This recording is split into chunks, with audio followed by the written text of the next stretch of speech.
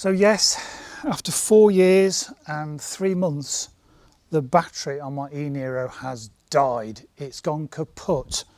What am I going to do? It's the battery in my key fob. It's lasted 4 years. Suddenly stopped working this morning. Well, it works occasionally. It does. Sometimes it doesn't. Sometimes it doesn't. I still have the emergency key, which you can stick in the door lock to unlock it. But it's time to change the battery. And yes, did I have to go to Kia for the batteries? No, I went to Tesco's.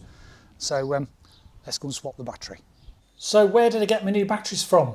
Tesco's. £5 for 2, CR2032s. Buy Duracell, buy a decent brand. Don't buy cheap ones because you'll only be doing this again in 6 months.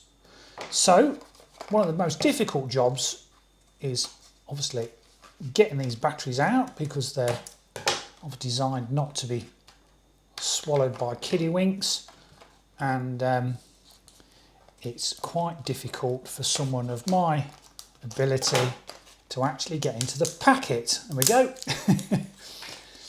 So basically we have a little catch here, so press that in, pull it back, it releases the emergency key.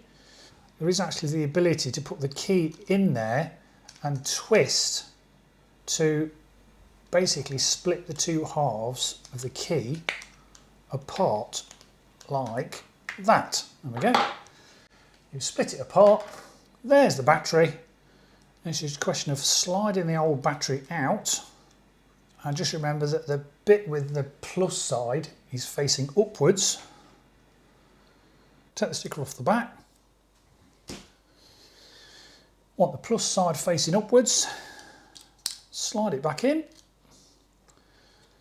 pop the case back together, just snap shut, slide the key back in. There we go. What did that take? 10 seconds. Job done.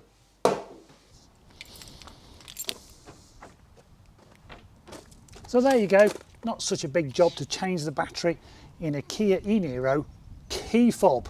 Okay, so here's to the next 4 years or so of battery life in this fob.